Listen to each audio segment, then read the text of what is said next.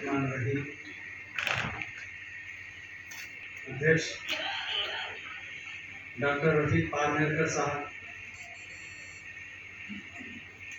माननीय कैलाश गोरंटियाल साहब, जनाब इकबाल पाशा साहब, जनाब विनायक मोहन राव फुलंब्रेकर साहब, शेख अब्दुल मजीद साहब और अमीर मुकामी शेख इस्माइल साहब, और इस हॉल में मेरे सभी भाइयों, अस्सलाम वालेकुम व ईद मुबारक। अल्लाह का बेइंतहा एहसान है कि उसने हमें ईद मिलन के नाम से यहाँ पर फिर जमा फरमाया है। यही एक ऐसी ज़िंदगी है कि जिसमें हम एक दूसरे को समझा सकते हैं, एक दूसरे से सीख सकते हैं और इसी धरती को और अपने समाज, अपने देश को बेहतर से बेहतर की तरफ ले जा सकते हैं।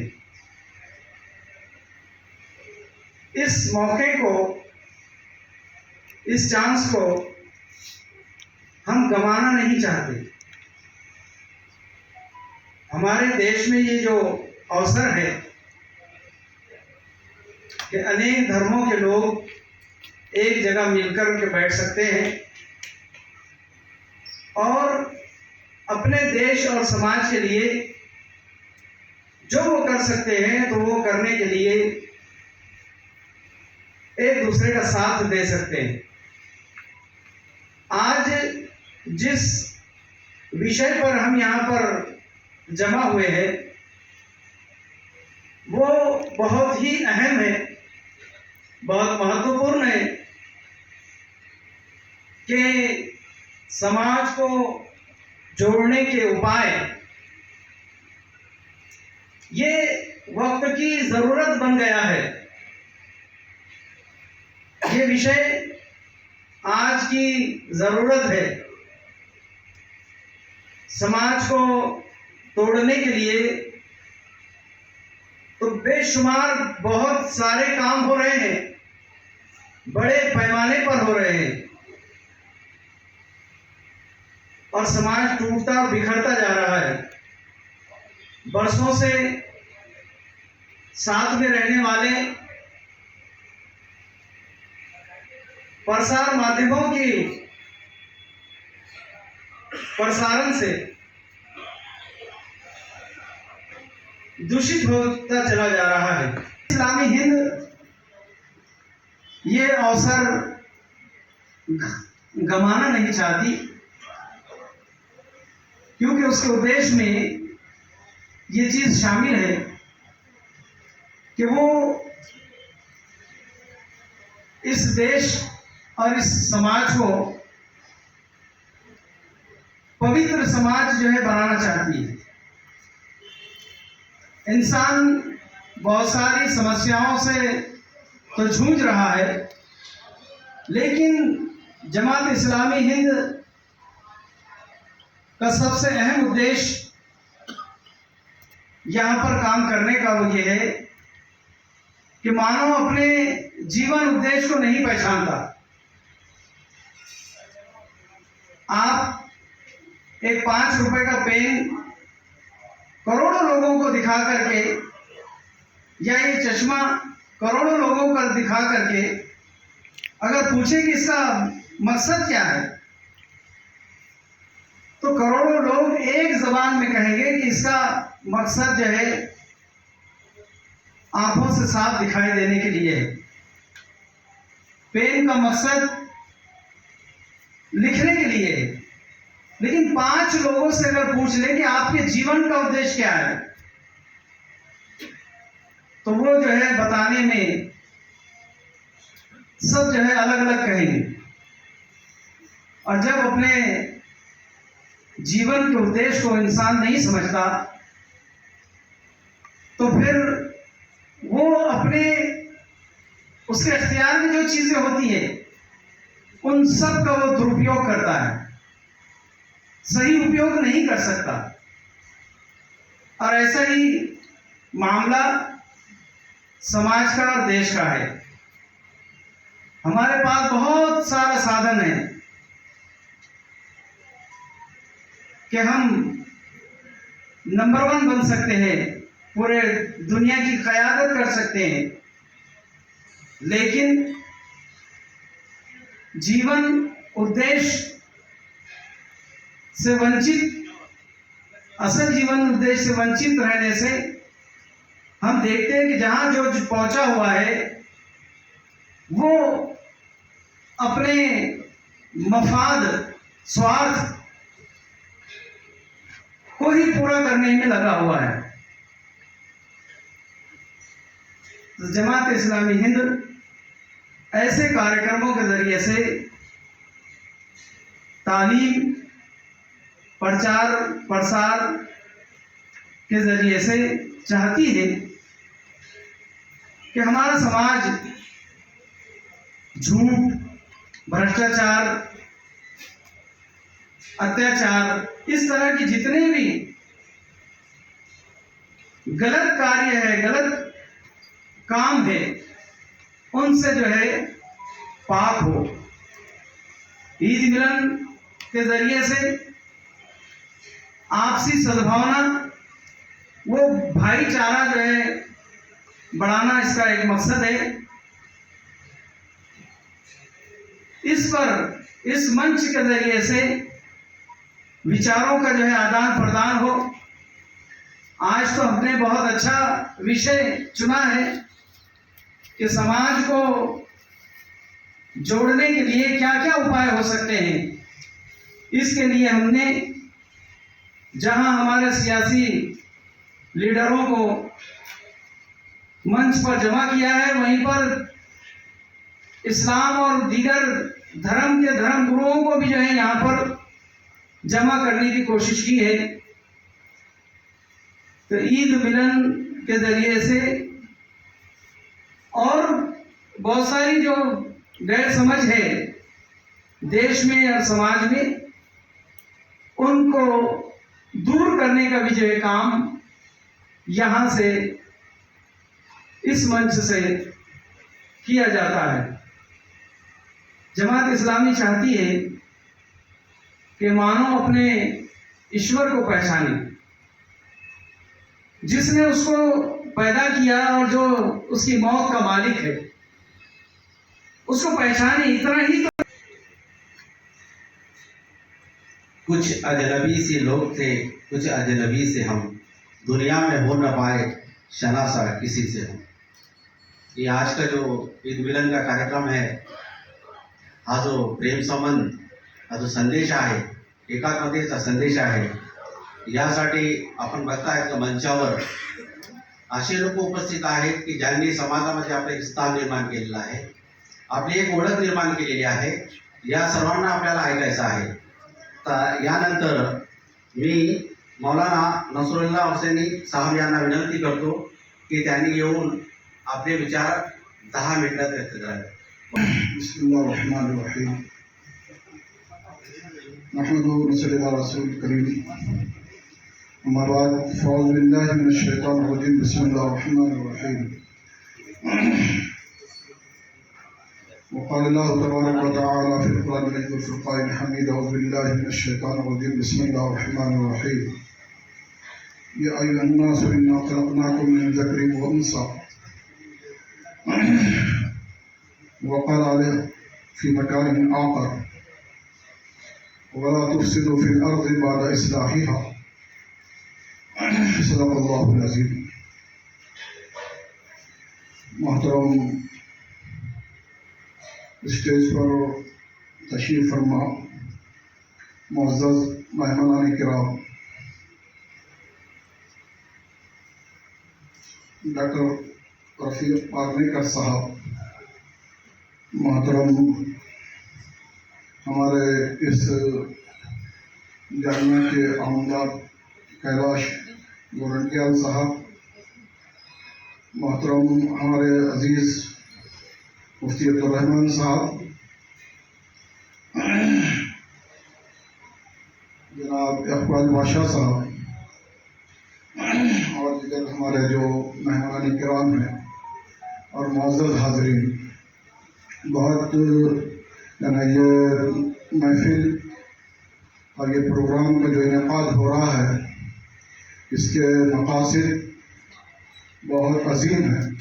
जैसे कि अभी हमारे जनाब सिद्दीक़ी अब्दुल कुद्दूस साहब ने जमात इस्लामी के इस प्रोग्राम के मकासद पर रोशनी डाली है और बतलाया है कि जमात इस्लामी हिंद जो है मुल्क के इस मखदूश हालात के अंदर कितने अजीम कारहाय नुमाया अंजाम दे रही है और उसी की सिलसिले की ये कड़ी ये प्रोग्राम का मुनाकिद करना है। ईद मिलन प्रोग्राम के ज़रिए से इस बात का मैसेज देना है कि हम अपने खुशियों में तमाम समाज के लोगों को शरीक करें और तमाम समाज के लोग जो है अपने देश के और अपने राष्ट्र के जितने भी मज़ाहिब के लोग हैं उनके दरमियान में अगर ऐसे खुशी के मौके त्यौहार आते हैं तो हम सबको मिलजुल कर एक दूसरे को खुशी तकसीम करना चाहिए, बांटना चाहिए। गोया ये ईद मिलन का बुनियादी मकसद होता है। अभी हमारे अब्दुल कुद्दूस साहब ने ये भी कहा कि इस प्रोग्राम का मकसद ये भी था कि समाज के दरमियान जो दूरियां हैं और जो तफरीक है और जो बदगुमानियाँ दर आई है गैर शौरी तौर पर, इन सबको दूर करना भी मकसद है। मैंने अभी एक कुरान शरीफ की आयत तिलावत की है। अगर इस आयत के मकसद को और उसके मफहूम को और उसके मुतालबे को इंसान जो है पेश नज़र रखे तो कभी उसके दरमियान में कभी खलीज हायल नहीं होगी और दूरियां हायल नहीं होंगी और किसी किस्म के जो है तफरका और जो है हसद और नफरत जो है इसका वजूद अमल में नहीं आएगा। अल्लाह ताला फरमाते हैं या अय्युहन्नास इन्ना खलक़नाकुम मिन ज़करिन व उन्सा, कि ऐ लोगों, यहाँ पर कुरान के अंदर मुसलमानों से मुखातब नहीं किया बल्कि इंसानों से खिताब किया। चाहे इंसान किसी भी बिरादरी से ताल्लुक़ रखते हो और किसी मज़हब से भी ताल्लुक़ रखते हो और किसी मुल्क से भी ताल्लुक़ रखते हो, पूरी इंसानी बिरादरी और इंसानी माशरा जो है वो अपने हसब नसब को याद रखे, वो कहाँ से आया है और उसके माँ बाप कौन थे और उनका आपस में रिश्ता क्या है।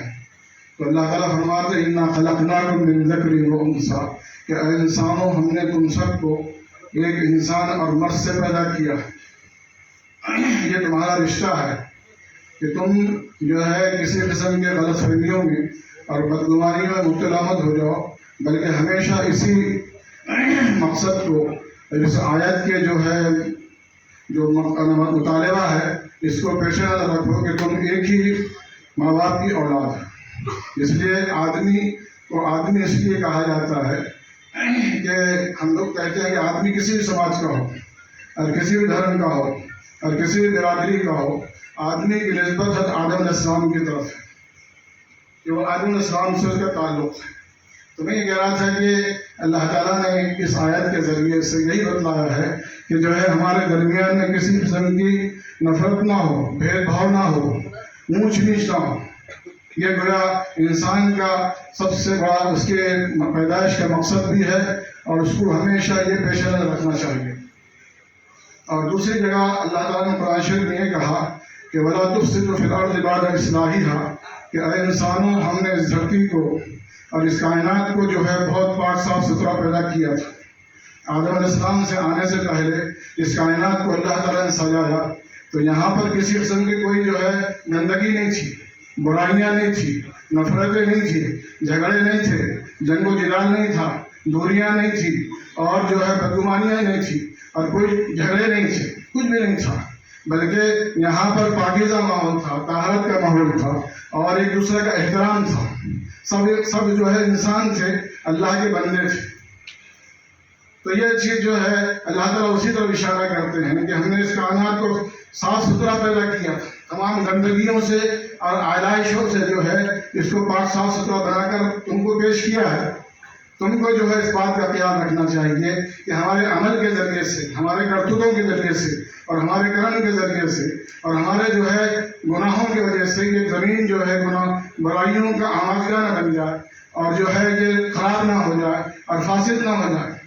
तो अल्लाह ताला उसी तरह इशारा किया कि वला तुफ़सिदू फिल अर्ज़ि बअद इस्लाहिहा, क्या है इंसानों, इस ज़मीन को जैसे हमने पाक साफ सुथरा रखा था, तो तुम्हारी जिम्मेदारी है कि उसको वैसी जो है उस पर कोशिश करो कि तुम्हारे ज़रिए से हमेशा ये माहौल पाक साफ सुथरा रहे। और दीगर मखलूक़ात के लिए तुम जो है अल्लाह ताला ने तुमको जो है अजीम मखलूक बनाया है। इस एतबार से गोया यही संदेश है इस ईद मिलन प्रोग्राम का कि हम लोग जो है हमेशा जब ईद आ जाए तो उस वक़्त हमारे दरमियान में जो है मोहब्बत भाईचारे की फ़िज़ा कायम हो जाए। आमतौर पर हिंदुस्तान के इस मौजूदा माहौल के अंदर जबकि जो है हम लोग देख रहे हैं कि आज जो है इंसान से डर रहा है, बिलक रहा है, बिचक रहा है, खौफ खा रहा है। इसकी बुनियादी वजह क्या है और उसके जो है वजूहात क्या है, और क्यों जो है एक इंसान जो है हैवान बना हुआ है। इंसान को देखकर इंसान मुस्कुराता था और जो है उससे जो है खुश होता था। इस्लाम की तालीम यह है कि जब एक आदमी से मुलाकात करे तो उसके चेहरे पर क्या हो, मुस्कुराहट हो।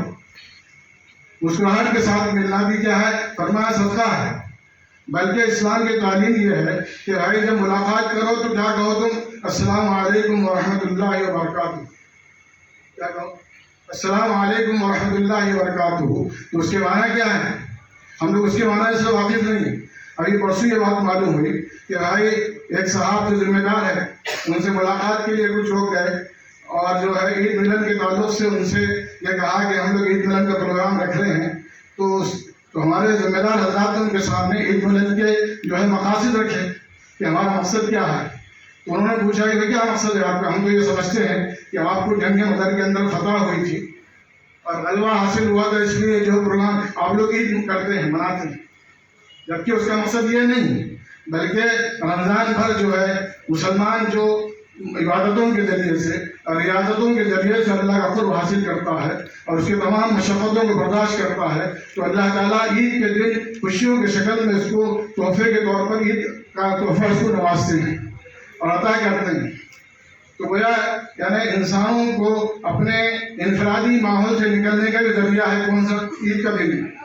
और ईद के दिन जो है खुशियों को फैलाने का एक पैगाम है। तो इस एतबार से मैं ये कह रहा था कि हमारे बहुत से लोगों को ईद का उसका मकसद क्या है, उसका पसंदीदा क्या है, वो भी नहीं मालूम। तो इस एतबार से हम लोगों की जिम्मेदारी बनती है कि हम लोग जो है ये गोया एक प्रोग्राम की मुनाक़िद करने का मकसद यही है कि हम ईद के मकासद को बयान करें हमारे बिरादरान के वतन के सामने और उनके सामने बतलाए कि भाई रमज़ान मुबारक की ईद का और ईद उल फितर का मकसद क्या है। इस एतबार से जो मैं ये कह रहा था कि हिंदुस्तान का जो मौजूदा माहौल बना हुआ है, इसमें जो है ईद मिलन के प्रोग्राम के ज़रिए से जो है जमात इस्लामी भी इस बात का इजहार कर रही है कि हम लोग तो जो हमेशा खुशियाँ तकसीम करते रहेंगे, समाज को या तकसीम करने की कोशिश करेंगे, लोग तो समाज को बांटते रहेंगे और दूरियाँ पैदा करते रहेंगे, लेकिन हम ईद मिलन के ज़रिए से हमारा जो पैगाम है और जो हमारी जिम्मेदारी है और जो हमारा मकसद है हम वो पूरा करते रहेंगे।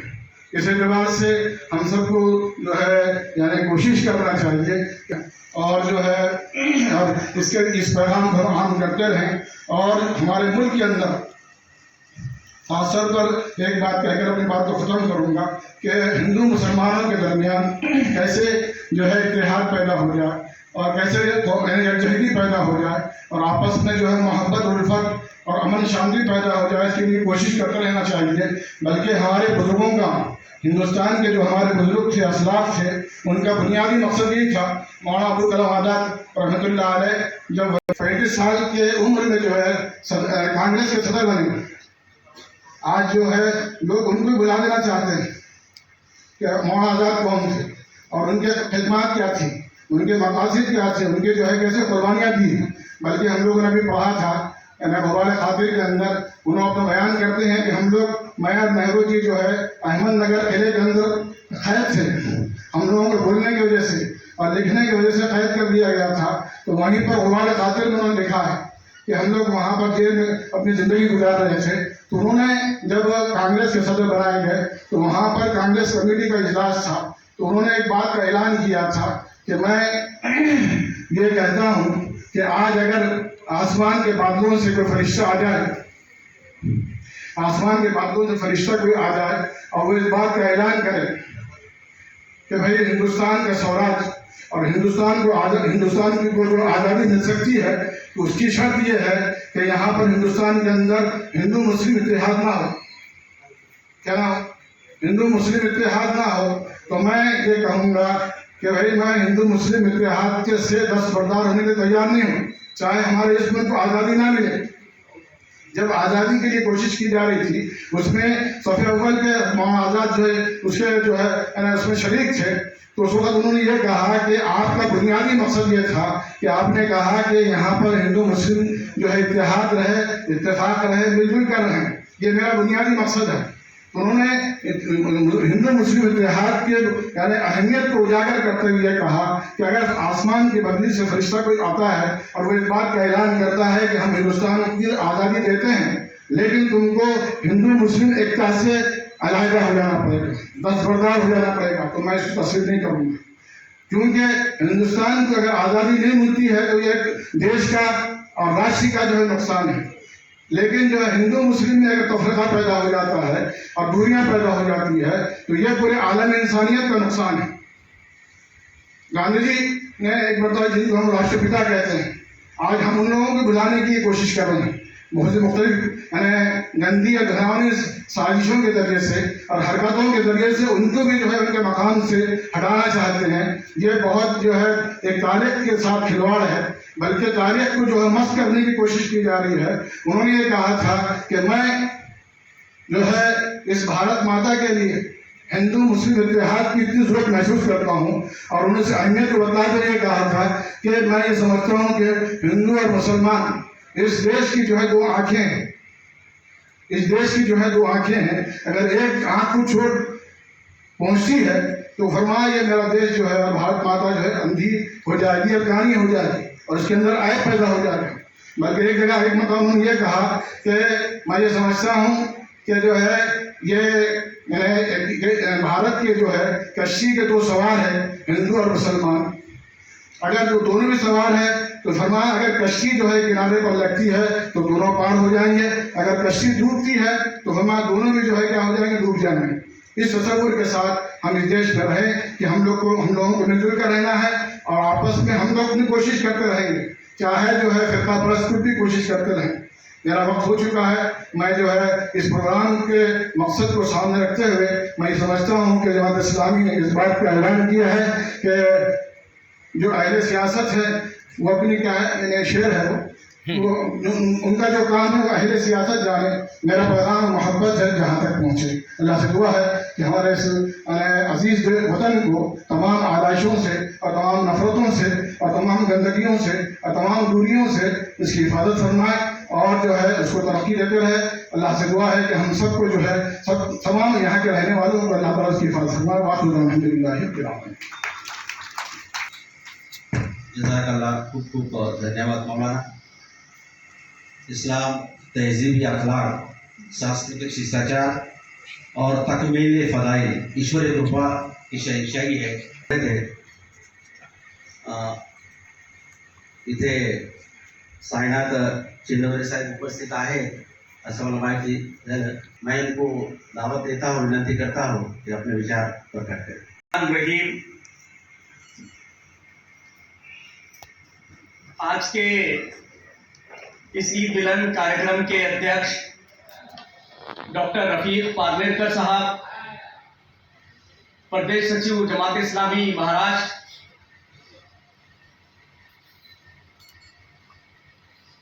प्रमुख अतिथि माननीय आमदार कैलाश गोरंटियाल साहब, मौलाना मोहतरम मुफ्ती अब्दुल रहमान साहब, मौलाना नसरुल्लाह हुसैनी साहब, माननीय विनायक मोहन राव फुलंबरीकर साहेब, मोहतरम इकबाल पाशा साहब, नाज़िम जिला अब्दुल कुद्दूस साहब, यहाँ तशरीफ फरमा जालना शहर के तमाम ही भाइयों, इस्लामिक ग्रीटिंग, अस्सलामु अलैकुम रहमतुल्लाहि बरकातुहू। सबसे पहले आप हजरात को ईद उल फित्र की मुबारकबाद पेश करता हूं इस शेर के साथ। ईद के बाद वो मिलने के लिए आए हैं, ईद के बाद वो मिलने के लिए आए हैं, ईद का चांद नजर आने लगा ईद के बाद। तो बहरहाल आज तमाम लोग ईद के बहाने से हमारे इस कार्यक्रम में जमा हुए हैं। मैं तमाम को ईद की हार्दिक सदिच्छा पेश करता हूं। यहां पर बहुत सारे मेरे हिंदू भाई बैठे हुए हैं, उनको मैं बताना चाहता हूं कि ईद जो शब्द है ये अरबिक शब्द है। ईद के माना दरअसल खुशी के होते हैं, और आप जानते हैं कि खुशी अकेले नहीं मनाई जाती है। अगर कोई आदमी अकेला हो और वो खुश हो रहा है तो आप बोलेंगे पागल हो गए। आमतौर से लोग व्हाट्सएप पर अकेले बैठकर हंसते हैं, क्योंकि वो खुद देखकर हंसते हैं, तो सामने से गुजरने वाला जो है वो ये समझता है गड़बड़ दिख रही स्टोरी। तो जाहिर सी बात है, ईद जो है वो अकेले मनाने की नहीं है। ईद दरअसल सबके साथ और सबको लेकर मनाने की ईद है। हमारे प्रधानमंत्री तो बहरहाल कहते हैं कि सबका साथ, सबका विश्वास, सबका विकास, है ना। तो दरअसल यही है कि हम ये चाहते हैं कि ईद जो है वो सबके साथ मनाई जाए। अगर सबके साथ हम ईद मनाएंगे तो यकीनन ये ईद होगी। वरना आज कैफियत ये है, आज कैफियत क्या है? मिलके होती थी कभी ईद भी दिवाली भी, कैलाश सेठ, मिलके होती थी कभी ईद भी दिवाली भी, अब यह हालत है कि डर डर के गले मिलते हैं।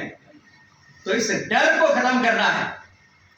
ये जो भय का माहौल है, इस भय के माहौल को मुझे और आपको खत्म करना है। डर डर का गले मिलना नहीं है, बल्कि पूरे खुशी के साथ, पूरे इत्मीनान के साथ और पूरे उत्साह के साथ जो है मुझे और आपको गले मिलना है। मोहतरम भाइयों, जमात इस्लामी हिंद इसी डर को खत्म करना चाहती है। इंसानों के दरमियान से जमात इस्लामी इस डर को खत्म करना चाहती है, इस भय के माहौल को खत्म करना चाहती है। और इस तरीके के कार्यक्रम, चाहे वो ईद मिलन का कार्यक्रम हो, इफ्तार पार्टी का कार्यक्रम हो, आपको जानकर हैरत होगी कि जमात इस्लामी हिंद ने इस मुल्क की 15 जबानों में कुरान मजीद का भाषांतर किया है। 15 जबानों में, और 15 जबानों में इस्लामिक लिटरेचर का भाषांतर किया है। उसकी वजह क्या है?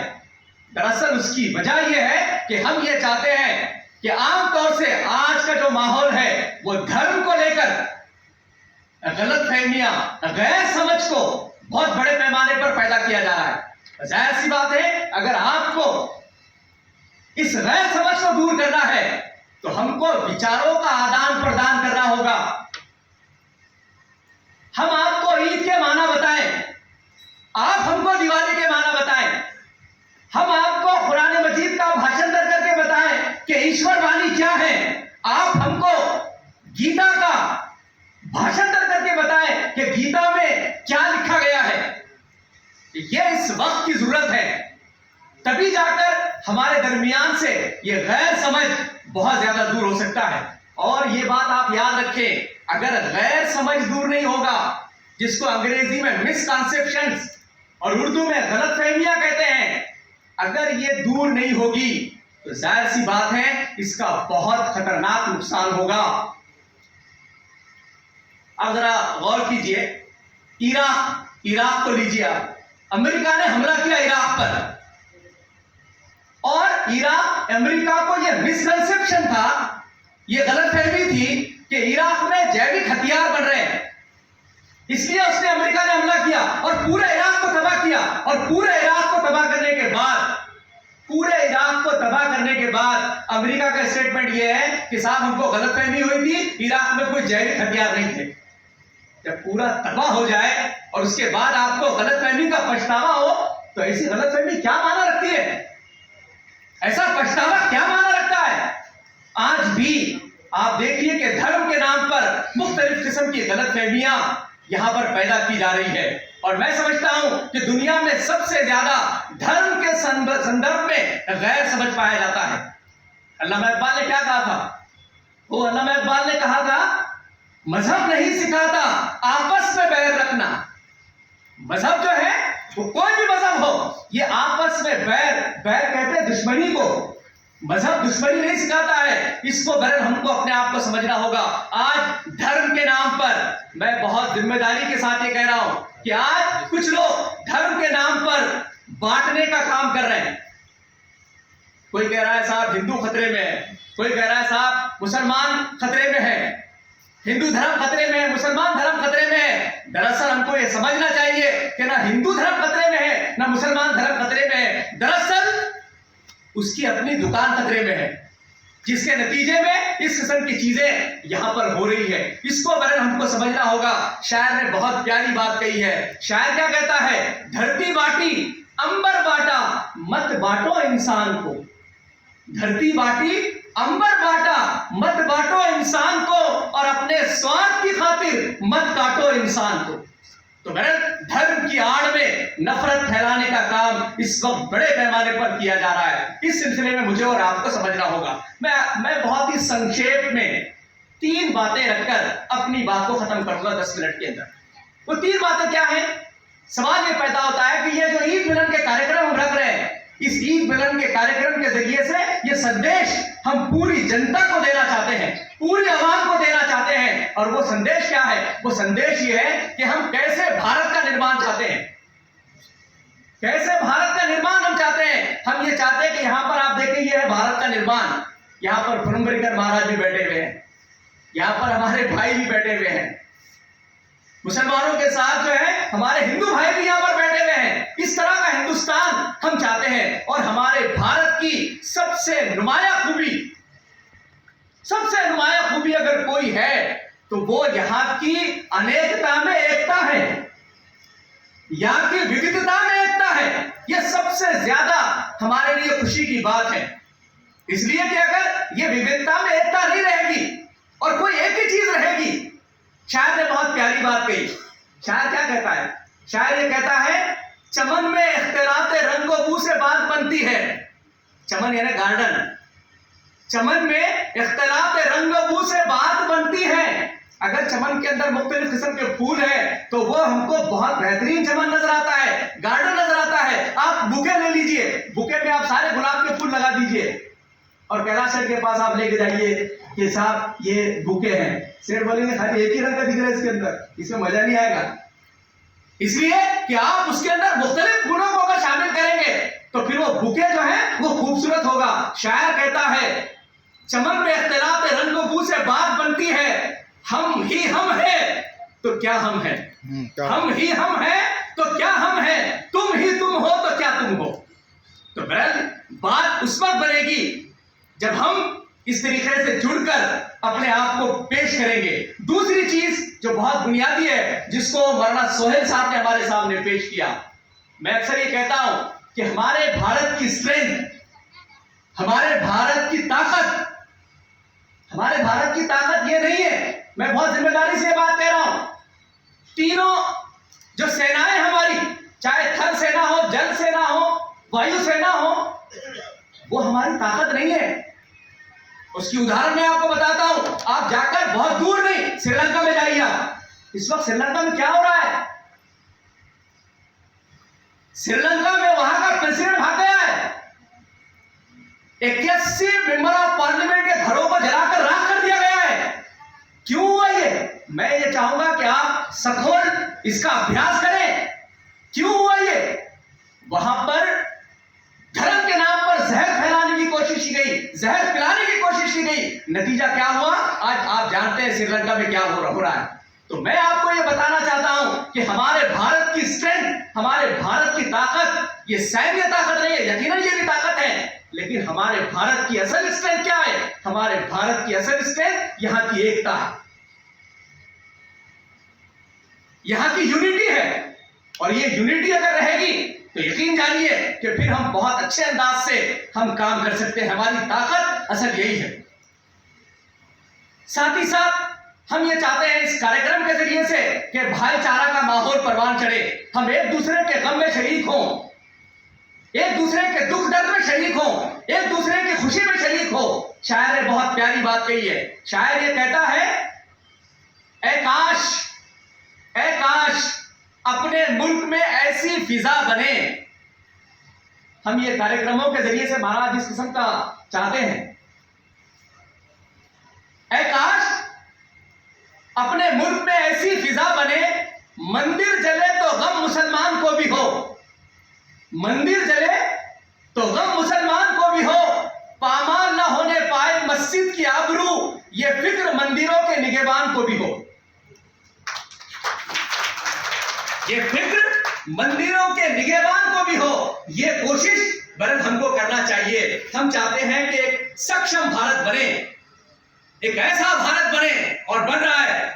कुछ लोग कोशिशें कर रहे हैं। अभी जो भोंगा विवाद हुआ है, मैं उस पर भी बोलना चाहता हूं, जो हमारे दरमियान नफरत फैलाती है। बल्कि वो 3 मिसालें मैं आपके सामने देना चाहता हूं। बहुत दूर की बात नहीं कर रहा हूं। बदरापुर का जो ढासला नाम का गांव है, 78% आबादी, 88% आबादी वहां पर हिंदू भाइयों की है। और वहां की ग्राम पंचायत ने ठराव पास किया। क्या ठराव पास किया? उन्होंने ठराव पास किया कि हम हमारे मस्जिद के भोंगे नहीं उतारेंगे। इस बात पर ताली बजनी चाहिए। हमारे गांव की मस्जिद के भोंगे नहीं उतारेंगे। और एक और दूसरी बात, एक और गांव है जिसका नाम मैं भूल रहा हूं, वो गांव के अंदर जो है मस्जिद में भोंगा नहीं था। किन्नौड़ा बुल्ढाना जिलों का किन्नौड़ा, वहां पर हमारे हिंदू भाइयों ने एक अपने पैसों से भोंगा खरीदा और मस्जिद के जिम्मेदारों को ले जाकर दिया कि साहब आप जो है भोंगा लगाइए। और तीसरी बात, वो भी बहुत अहम है। तो तीसरी बात यह है कि शिरडी साईं बाबा की जो आरती 6 बजे से पहले हुआ करती थी, काकड़ आरती जो 6 बजे पहले से हुआ करती थी, और सुप्रीम कोर्ट के गाइडलाइन के मुताबिक 6 बजे से पहले आप स्पीकर ऑन नहीं कर सकते हैं। तो मुसलमानों का एक ग्रुप जाकर कलेक्टर से मिला, और कलेक्टर से मिलने के बाद कहा कि हमको इनकी आरती से, अगर ये भोंगे में आरती करते हैं तो हमको कोई आक्षेप नहीं है, कोई आपत्ति नहीं है, ये बिल्कुल भोंगे में आरती कर सकते हैं।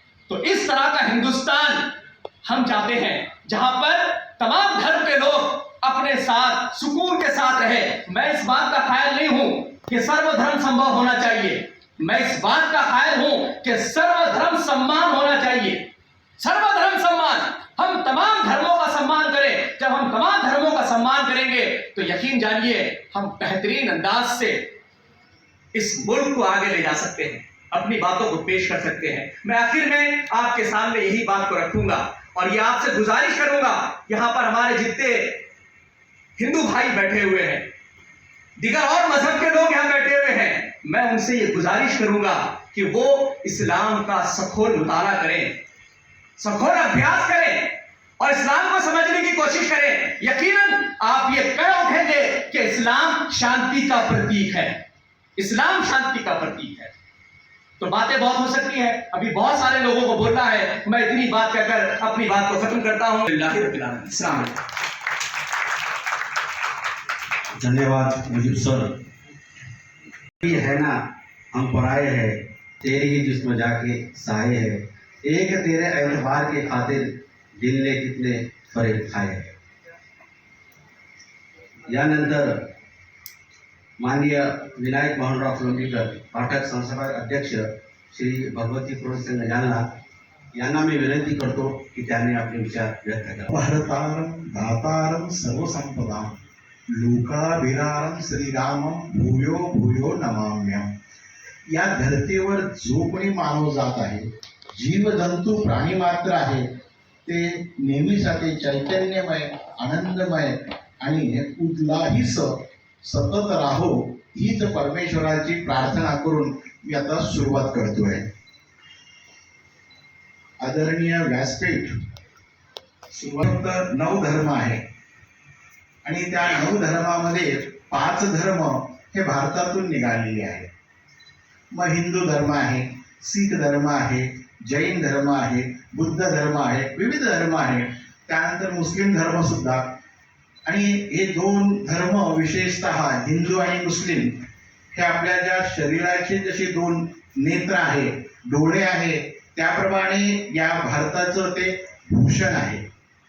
ज्या ज्यावेळी भारतावर संकट आपद आले, निसर्ग आपत्ती आली, तर एकमेकाच्या साह्याने खांद्याला खांदा लावून जे आहे तर माणुसकीचं दर्शन सतत घडवलंय.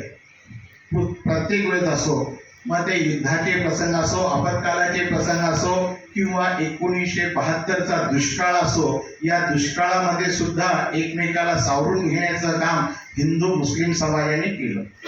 ते 72ची गोष्ट वेगळी, पण गेल्या 2 वर्षापूर्वी करोना झाला होता आणि या करोनामध्ये काही ठिकाणी जे आहे तर अंत्येष्टी ही सरकारच्या परमिने तिथं होत होती, परंतु वय परत्वे किंवा मेडिकली जर का वयोवृद्ध आणि वयानुसार जर का कोणाचं निधन झालं तर तिथं करोना झाला असा एक भय, अनाहूत भीती त्या ठिकाणी होती.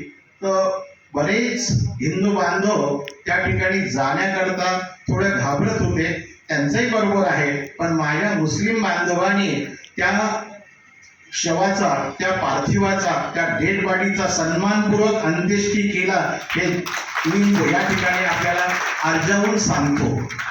एवढंच नाही तर हे करोनाच्या काळामध्ये घराला घर लावून जे काही आपल्या माणुसकीचे दर्शन घडवलं, तर त्या ठिकाणी ऑक्सिजनचं कमी असताना किंवा अँब्युलन्स कमी असताना माझ्या मुस्लिम बांधवांनी फिरारीनं पुढं येऊन मानवतेचं दर्शन ह्या सर्व महाराष्ट्रामध्ये दिलं. एवढंच काय, परंतु आता 3 तारखेला आमची परशुराम जयंती झाली होती आणि ह्या बऱ्याच बाबा हे सुद्धा आहे, हे सुद्धा एकत्मेचं प्रतीक आहे. आणि एवढं कशाला, आता जर का काल परवा जो आहे तर ईदीचा कार्यक्रम परशुराम जयंतीच्या दिवशीच झाला आणि ईदीहून आपली प्रार्थना करून बांधव वापस येत असताना आमच्या स्नेही गणेशजी सुपारकर यांनी सर्व बांधवांना त्या ठिकाणी शिरकुर्माचा कार्यक्रम घडवला. ही आत्ताची गोष्ट आहे, पण या अगोदर सुद्धा म्हणून प्रेरित होते. परंतु ते नंतर मोगलाई असो, निजाम राजात असो किंवा शराफत एका ठिकाणी आली आणि सिंहासत बद्दल माझे स्नेही कैलासजी सिंहासत बद्दल बोलते, तर शराफत पहिल्यापासून आपली चालत आलेली आहे. हिंदू समाजामध्ये सुद्धा जे आहे तर या ठिकाणी रोजा ठेवायची पद्धत आहे आणि भगवंताला मानण्याची तयार आहे. आम्ही त्याला संत म्हणू, आपण त्याला पीर म्हणतात, नवनाथ किंवा नवपीर या पद्धतीने आम्ही पूजा करतोय. याचं ज्वलंत उदाहरण जर का असेल तर साईबाबा संस्थान आहे. त्यांनी आताच शेख मुजीबभाई सांगितलं याप्रमाणे की एका कवीनं त्या ठिकाणी सांगितल्याप्रमाणे हिंदुस्थान म्हणजे मानवतावादी, भारतामध्ये विविध जाती धर्माचे लोक आहेत, विविध रीतिरिवाजाचे लोक आहेत, परंतु माणुसकी ही जी आहे तर मोगलाईपासून निजाम राजवटीपासून तर या हिंदुस्थान या ठिकाणी स्वतंत्र झाल्यापासून एकमेकाला जपत आलेली आहे आणि एकमेकाच्या लग्न कार्यामध्ये त्या ठिकाणी घेतले. आताच परवा एक लग्न झालं आमच्या इतवाऱ्यामध्ये, राहतो कचेरी रोडला, त्या ठिकाणी त्यांनी मोठ्या मनाने जे आहे तर एक व्यायामशाळेच्या बाजूला अन्नदान हिंदूंसाठी घडवलं हे तर मी आवर्जून या आपल्या ठिकाणी सांगतो. आणि आपल्याला सुद्धा त्याची कल्पना आहे की आपल्या इथं लग्नाला आम्ही सुद्धा त्या ठिकाणी जातो, आम्हालाही मान सन्मान मिळतो. आपल्या इथं लग्न असेल तर किराणा आमच्या घरी पोहोचतो होतो आणि आपल्यातले बांधव आम्हाला सांगतात की बाबा आमच्या इथं असं औषधाला गुण लागत नाहीये, परंतु आम्ही प्रार्थना करतो जे आपण सुद्धा प्रार्थना करा आणि भगवंताला सांगा की औषधाला गुण लावून जे माझे बाळ आहे, जे माझ्या घरचे दुःखी आहेत, यांना औषधाला गुण लागून यांना आनंदीमय यांचं जीवन व्हावं असं या ठिकाणी नमूद करण्यात येतं. हे जे आता जे वातावरण जे गढूळ झालेले आहे हे ठराविक लोकांच्या स्वार्थासाठी हे आहे, परंतु जे जुने लोक आहेत, जे जाणते लोक आहेत आणि हे सुद्धा सगळेच वाईट आहे असा आतला भाग नाही. सप्त कलर जे आपण ज्याला इंद्रधनुष्य म्हणतो, त्या इंद्रधनुष्यामध्ये सुद्धा एखादा काळा रंग असतो. मग काळा रंग डावलायचा का? नाही. तर काळा रंग दोन्ही समाजामध्ये आहे. तर त्या काळ्या रंगाचा उपयोग कसा करायचा, समाजाच्या उन्नतीसाठी कसा करायचा, हे आपण या आजच्या ईद महिन्याच्या दिवशी हा विचार करू. आणि याच्यावर एकच शब्द मी म्हणतो, कारण माझे स्नेही कैलास इथं आहे, तर मला आता मी शिकून आलोय त्यांचा शेर कसा म्हणायचा म्हणून प्रयत्न केला. मी एक गुरु केला आणि गुरु करून थोडा प्रयत्न करतो. मस्तानी की मस्तानी इबादत से कम नहीं, मस्तानों की मस्तानी इबादत से कम नहीं, और हमारे जैसे मौलवी काजी पुरोहितों की खुदाई खुदा से भी कम नहीं. धन्यवाद. विनायक लोमणीकर साहेब बोलत होते. यांनी हा सांगायचा प्रयत्न केला की रक्ताच्या नात्यापेक्षा अंतकरणाचे नाते श्रेष्ठ असतात. आणि यानंतर मोहतरम इकबाल पाशा साहब को मैं दावत देता हूँ कि वो आए और अपने ख्यालों के साथ लेते हैं, उनका हम स्वागत करते हैं. और इसके जवाब में जुमा मस्जिद के पास बड़ा प्रमुख विश्वस्त मंडल और पाड़ू महाराज की तरफ से हम लोगों का सत्कार किया जाता है. ये तकरीबन 40-42 साल वर्ष पहले से ये कार्यक्रम चल रहा है. एक बड़ा तनाव निर्माण हो गया था भगवान मस्जिद के पास. आपके शिवप्रताप सिंह यादव जब इसकी थे तो उन्होंने मुझे और शाहिद खान और शेख को बुलाकर कहा कि आप लोग हिंदी का स्वागत कर सकते हैं क्या. मतलब हम स्वागत तो जरूर करेंगे, लेकिन हमारे पास ऐसा है कि मूर्ति पूजा नहीं है इस्लाम धर्म में. हम जो है विश्वस्त मंडल, हमारे बाबू महाराज पुजारी और अखाड़ा प्रमुखों को सबका आदरपूर्वक सत्कार करेंगे. और वो परंपरा आज तक चली आ रही है और इंशाल्लाह जब तक हम रहेंगे या हमारे जो साथी रहेंगे हम वो बराबर रखते रहेंगे. इसके पीछे कोई हेतु नहीं हमारा, सिर्फ यह है कि हमारे शहर में राष्ट्रीय एकात्मता लाएंगे और जिसके प्रति हमारे अच्छा उनके सामने बोलना ठीक नहीं है. अंबेडकर जोड़कर साहब के सामने ये चढ़ा रहा है उनको चढ़ाने की जरूरत, वो चढ़े हुए हैं सब. तो वो सच जो है बहुत आगे बढ़ के इसमें सभी जाति धर्म के लोगों को साथ लेकर चलने की सलाहियत है. इसलिए मैं कहूँगा कि एक शायरी शब्द नहीं हो जाता पटाला से विषय बोलने वाले हैं मुफ्ती साहब जो मिला बुलंद मर्तबा उसे, जो मिला बुलंद मर्तबा उसे हर मुद्दई के वास्ते करो रसद. जिसको अल्लाह ताला नवाजना चाहे उसको अल्लाह ही नवाजते. हमारे आपके बस में नहीं है कि हम किसको आगे बढ़ाएं और किसको पीछे करें. ऊपर वाली की मेहरबानी रहती, वो जिसको चाहता है इज्जत देता है, जिसको चाहता है कम कर देता है. तो हम हमेशा इस बात का ख्याल रखें कि भाईचारे को बढ़ाने के लिए जमात इस्लामी ये कोई पहली मर्तबा नहीं है, बल्कि हमारे बचपन से हम देखते रहे. आज से 50 साल से 48 साल से जमात इस्लामी ये काम अंजाम दे रही है. अब्दुल हई मुश्ता के ज़माने से जब पहले से नया नया काम भवन बना था अपना, वहाँ पर भी कार्यक्रम हुआ था. और आपके पिताजी उस कार्यक्रम में अध्यक्ष बोलते थे, मुझे याद है आदरणीय कृष्ण सिंह जी वर्टियाल साहब. ये बहुत पुरानी बात है, हमें बिल्कुल याद होगा. हाँ, इसलिए याद है, हमें याद है कि नहीं मालूम नहीं, भूल जाते हैं लोग जल्दी. जमात इस्लामी के ताल्लुक से बहुत ज़्यादा परिचय हमारे शेख अब्दुल मजीद साहब ने कराया है। अब्दुल कुद्दूस साहब ने भी बताया है कि जमात इस्लामी क्या है। पहला से 1952 में मेरे पिताजी जमात इस्लामी के रुकन बने। मेरी वालिदा जो है माता जी जिला प्रमुख थी महिला रंग की, और बहुत ही ज़्यादा वो काम करते रहे। और बचपन ही से हम जमात इस्लामी के मुताबिक इत्तेबा करते, सिंपलाइजर हैं जब से हमारे होश है। जब से हालांकि जमात इस्लामी से इख्तिलाफ होता है हमारा, शेख अब्दुल मजीद साहब से खास तौर पर विरोध होता है, लेकिन ये जमात इस्लामी निस्वार्थ सेवा करती है, हर किस्म की सेवा। जैसे मेरे भाई पाठक साहब ने बिना रोक फैला हुआ था, उसमें हमारे भाइयों ने सभी समाज के लोग एक साथ मिलके कंधे से कंधा मिलाकर उसका मुकाबला किया और ऊपर वाले ने हमारी मदद किया। जब तक कि अल्लाह का करम होता नहीं, देखिए कि हमारे पास मुफ्ती साहब बैठे, मुफ्ती साहब और मौलाना बैठे हैं, पार्टनर के साथ बैठे हुए, इनको इससे माफी के साथ कि भाई किताब तहजीर में हमारी उम्र लिख दिया अल्लाह ने कि हमारी मौत कब कहाँ और कैसे होगी और किस बीमारी से होगी। हमारा दृढ़ विश्वास है इस पर और बहुत अटल है। हमने कलेक्टर साहब के सामने कहा था कि भाई आप ये मत समझिए, शेख अब्दुल मजीद साहब भी थे और आप ही धर्म पर, हमारा देश धर्म प्रधान है, आप ही किसी न किसी धर्म को मानती है तो कलेक्टर अपने डॉक्टर साहब आप बिल्कुल निश्चित रहिए। तीसरी भी होगी जो बात कर रहे हैं ना, तो हमारे हाथ में नहीं हो, तीसरी वो ऊपर वाले के हाथ में है और वो यकीन हमके ऊपर उतना ही बोल जाता है। मैंने वो आयत तिलावत की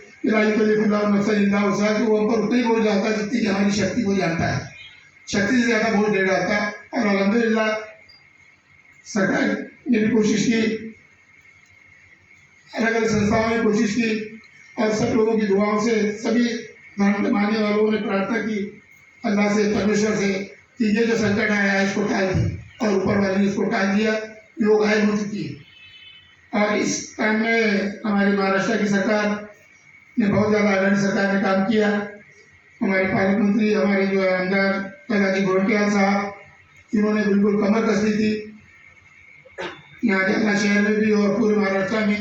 शरद पवार साहब को और सूर्य जी को और उद्धव जी ठाकरे जो मुख्यमंत्री उनको अल्लाह ने अकल दी कि तुम एक जगह आ जाओ, और उन्हीं की बदौलत जो है महाराष्ट्र हमारा मन चाहे सुकून से है।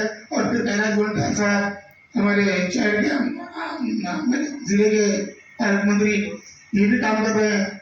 हमारे स्थानीय मंत्री अर्जुन राव जी फुटकर के नुमाइंदे बैठे हुए हैं। तुम कब गए वर्ष शिवसेना मालूम नहीं आपको?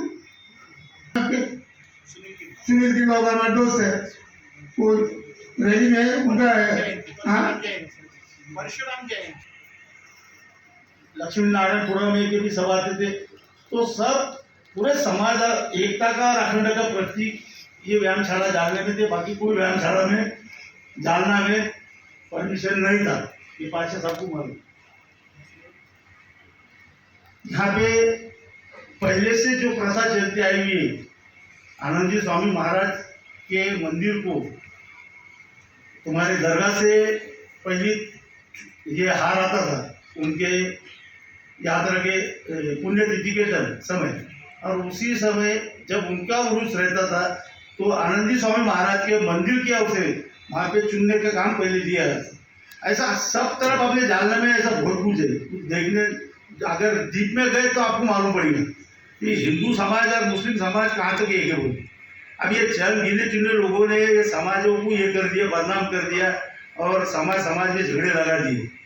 आज यहाँ इसलिए एक बात बोलना चाहता हूँ, एक बार पाशा साहब भी है जो हर साल आनंदी स्वामी का पालकी का सम्मान करते, सत्कार करते, शिव जयंती का कार्यक्रम को सत्कार करते, तुम्हारे परशुराम जयंती का कार्यक्रम का सत्कार करते, और जो भी है अंबेडकर जयंती है, जितने भी सब उत्सव होते हैं उसमें सब हमारे मुस्लिम भाई वहाँ पे सहभाग लेते हैं। और हिंदू के सब प्रोग्राम में भी कार्यक्रम जो भी होते उसमें अपना मुस्लिम समाज ये पूरा उसमें शामिल होता है।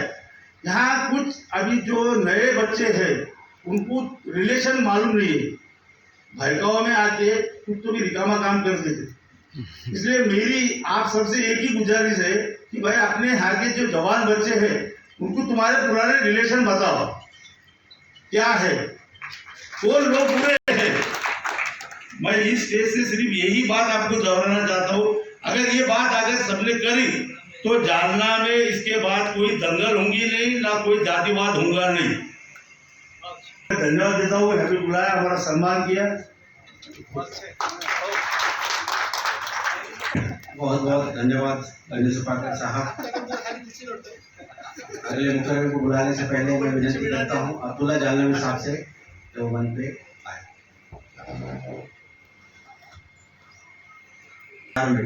वरना इतने हादसे ना होते किसी शहर में। इसके बाद मुफ्ती अब्दुल रहमान साहब, उनको मैं दावत देता हूँ काजी शहर जालना जो आए, और ये मखलूक सारी है कुंभा खुदा।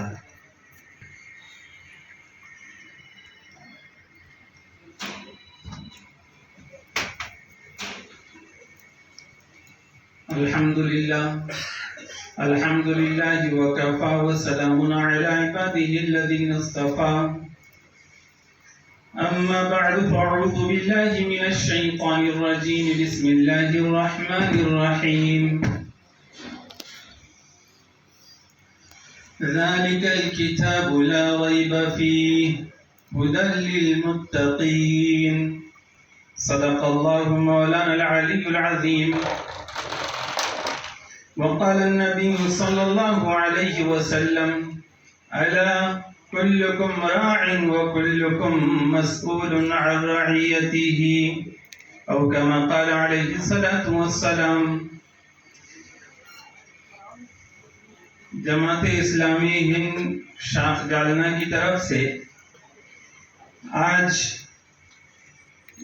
ईद के बाद ईद मिलन ये प्रोग्राम रखा गया, और मुझसे पहले बहुत ही अहम और काम की बातें हमारे स्टेज पर मंच पर बैठे हुए विद्वानों ने की। मैं तो एक स्टूडेंट हूँ और ये मेरा दूसरा प्रोग्राम है इस साल का ईद मिलन का। तो पहले प्रोग्राम में भी प्रवक्ता जो थे उनसे मैंने कुछ सीखा, और आज भी मैंने कुछ सीखा। और असल तो हमको डॉक्टर रफ़ीक पारनेकर साहब को सुनना है, और उनके जो सदारती खिताब में हमारे लिए रहनुमाई आएगी उस पर हमको चलना है। वक्त भी चूँकि काफ़ी हो गया, वरना मैंने बहुत से पॉइंट लिखे थे, और मेरे बाद हमारे दाड़ के आमदार कैलाश जी गोरंटल साहब, फिर डॉक्टर रफ़ीक साहब, ये हजरात बोलने वाले हैं, तो मैं बहुत ज़्यादा लंबी स्पीच नहीं करूँगा। एक चीज़ के ईद का मौका है, जैसे आपने सुना ईद खुशी को कहते हैं, और ये मुसलमानों का खुशी का त्यौहार है। तो क्यों है? इसकी एक बड़ी वजह ये है कि रमज़ान का महीना था, और रमज़ान का महीना अल्लाह ताला के, ईश्वर के, परमात्मा की तरफ से जो अंतिम किताब, आखिरी किताब कुरान मजीद उतरी और इंसानों को दी गई, तो वो रमज़ान का महीना था। और रमज़ान के महीने में रोज़े रखवाए गए ताकि लोगों में, मुसलमानों में तक़वा पैदा हो। तक़वा कहते हैं ईश भय को, अल्लाह के डर को। जाहिर सी बात है कि ईश्वर कोई किताब दे जिसके मार्गदर्शन में चलना हो, और फिर लोगों में ईश भय ना हो, अल्लाह का डर ना हो, तो वो कैसी किताब पर चलेगा? तो रमज़ान का पूरा महीना ये प्रैक्टिस करवाई जाती है ईश भय की। सुबह रोज़ा रखते हैं, सहरी होती है, उसके बाद सूरज डूबते वक्त में इफ्तार होता है। जब तक बंदा खाता भी नहीं, पीता भी नहीं, और बीवी से ताल्लुक भी कायम नहीं करता, अकेले में होगा, कभी गलती से गिलास हाथ में आ जाएगा तो एकदम से रोज़ा याद आएगा कि मैं तो रोज़े से हूँ, तो डर के मारे रख देगा। ईश है ऐसी ताकत को कहते हैं कि बंदा लोगों के सामने हो कि अकेले में हो, वो जब ईश्वर से डरता है तो फिर कोई जुर्म नहीं करता और ईश्वर की मानकर चलता है। तो ये जब रमजान का महीना हो जाता है, जिसमें ईश भय पैदा करने की एक प्रैक्टिस और प्रथा और उसमें तपस्या करवाई जाती है, और उसमें फिर कुरान करीम का सालाना गोया कि वो सालगिरह है, तो ऐसे मौके पर जाहिर सी बात है कि जो लोग भी कुरान को ईश्वर की किताब समझते हैं और उससे वो मार्गदर्शन लेते हैं, उनकी जिंदगी संवरती है और ईश भय उनके अंदर पैदा हुई, तो ये बहुत बड़ा ऊपर वाले का इनाम है। तो इसकी खुशी में ये ईद होती है।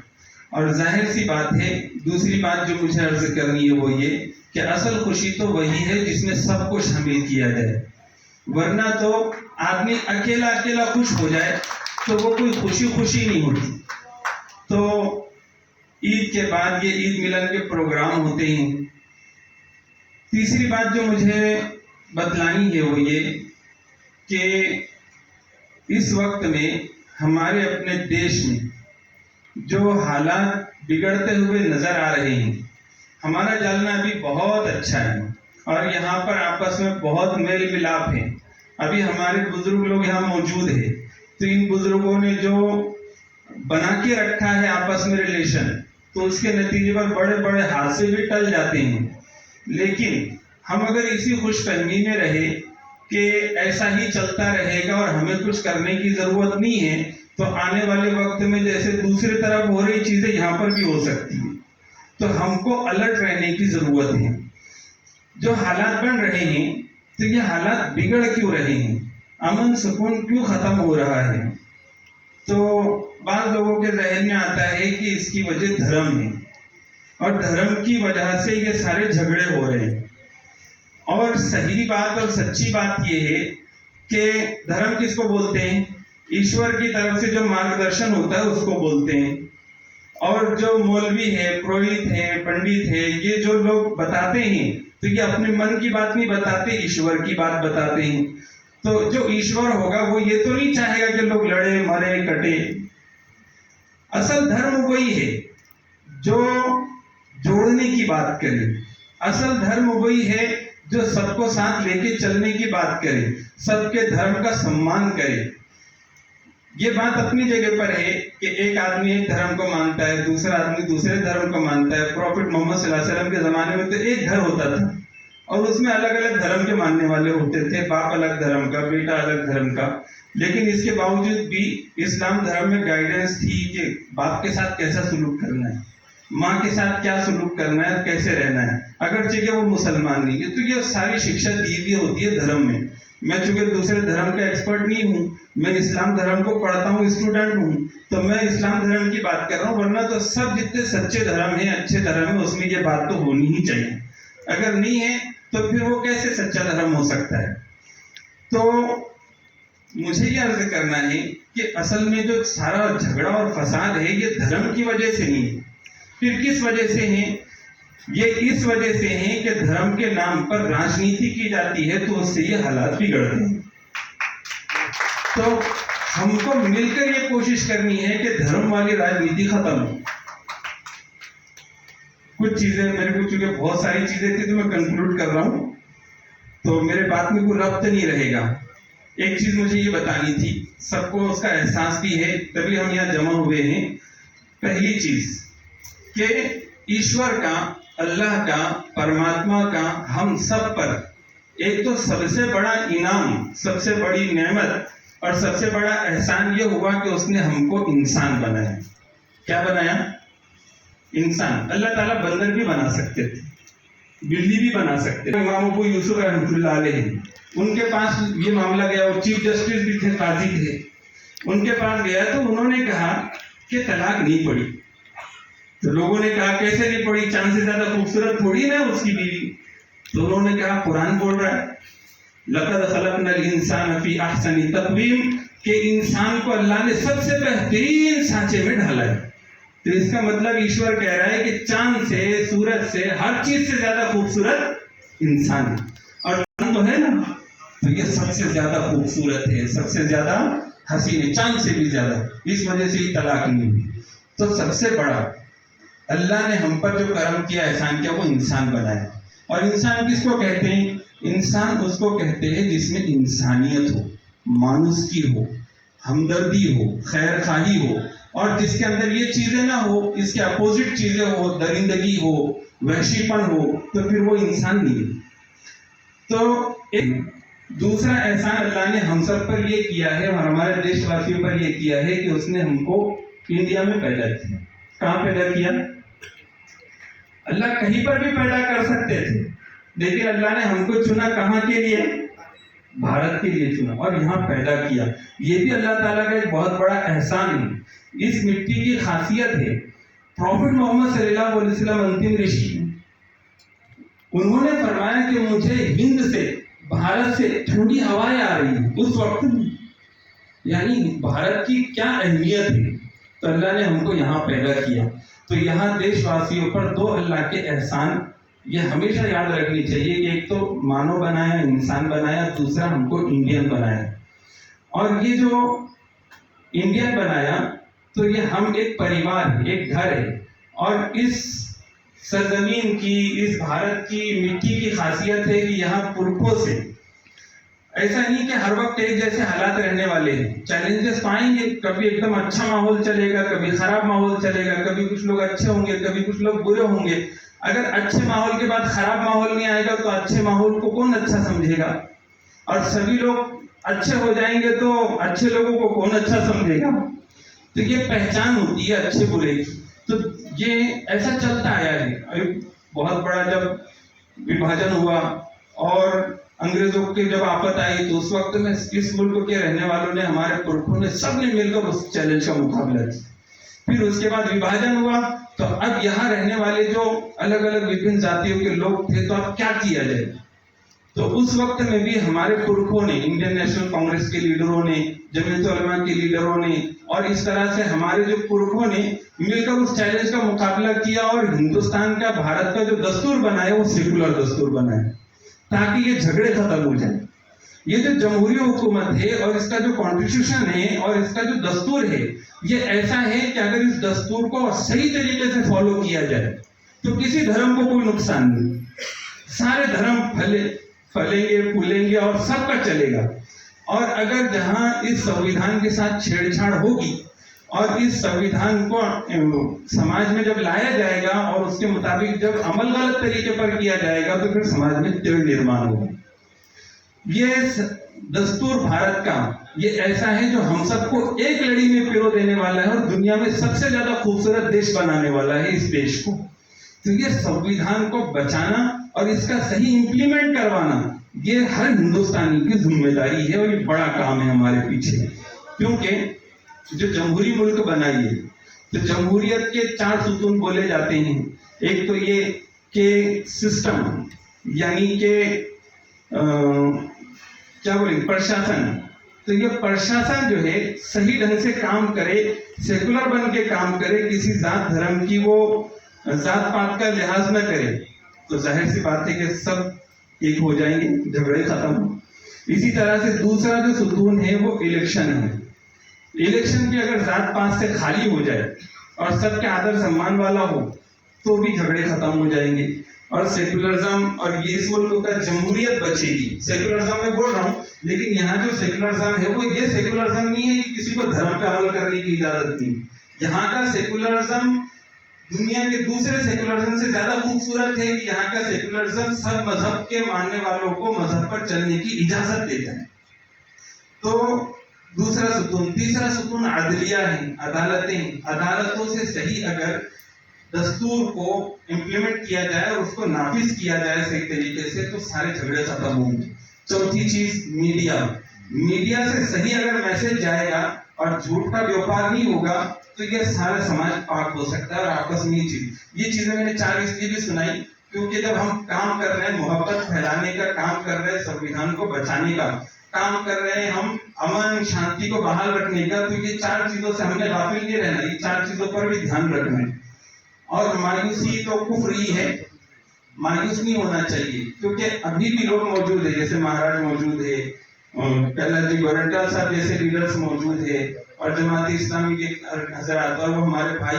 इस तरह से बहुत से लोग अभी समाज में ऐसे हैं कि जो हमारे दस्त बाजू बन सकते हैं और इस चैलेंज का हम खड़े रहकर मुकाबला कर सकते हैं। खुलासा मेरी बात का ये है हम अगर चाहते हैं कि हम अपने अपने धर्म पर अच्छे से चले, तो उसके लिए जरूरी है कि धर्म ही क्या, जो आदमी जो आइडियोलॉजी रखता है, एक आदमी उसकी एक अपनी आइडियोलॉजी है। जैसे अब होली का मामला है, तो होली के मामले में अगर मुस्लिम समाज में अलग अलग आइडियोलॉजी है, तो किसी के नजदीक कुछ रुखसत है, किसी के नजदीक कुछ नहीं है, तो हर एक की आइडियोलॉजी का एहतराम यह हमारा दस्तूर हमको बताता है। एक आदमी की अगर अपनी कुछ आइडियोलॉजी है तो उसको भी सपोर्ट करता है ये संविधान हमारा, तो उसका भी आदर सम्मान बाकी रहे और हर आदमी यहाँ का आजाद नागरिक रहे। और तो उसके लिए जरूरी है कि हम हमारे दस्तूर को बचाएं, और दस्तूर को बचाना है तो हमको जरूरी है कि हम मानवता को बचाएं, इंसानियत को बचाएं। जो वक्त वक्त से हालात आते हैं तो उसमें देखने को मिलती है कि आज भी इंसानियत मौजूद है। कोरोना का आया, उससे पहले दुष्काल का आया, और बहुत सारे ऐसे जब हादसे आते, सैलाब आता, तो इंसानियत सामने आती है। तो आज भी इंसानियत है, मानुष की है, बस इसको और आगे बढ़ाने की जरूरत है। और ये ईद मिलन का प्रोग्राम उसी उद्देश्य से रखा जाता है और उसी उद्देश्य को सामने लेकर आगे बढ़ा जाता है, क्योंकि हमारा काम है कोशिश करना, मेहनत करना। ये नहीं कि दूसरे क्या कर रहे हैं, दूसरे तो करेंगे जो आइडियोलॉजी के लेकर चल रहे हैं, लेकिन हमारी भी एक ड्यूटी है, हम वो करें। अगर वो करते हैं और हम कुछ नहीं करते तो जाहिर सी बात है कि अल्लाह ने मुकद्दर रखा है, लेकिन मुकद्दर के साथ अल्लाह ने कोशिश को भी जोड़ दिया है। कोशिश करेंगे तो बेहतरीन मुकद्दर हमारा इस्तेमाल करने के लिए खड़ा होगा। अल्लाह ताला आज के हमारे इस जमने को, जुड़ने को, इस सभा को कबूल करे और इसके अच्छे असर पूरे समाज पर रखें। मैं जमात इस्लामी इनके जिम्मेदारों का शुक्रगुजार हूँ कि उन्होंने मुझे दावत दी और इज्जत के साथ मुझे बहुत सारे अल्फाज थे, अल्फाज कहने की इजाजत दी। मैं इनका शुक्रगुजार हूँ और आप सभी हजरात का शुक्रगुजार हूँ कि आप तशरीफ लाए और इस मैसेज को आप इंशाल्लाह हम करेंगे।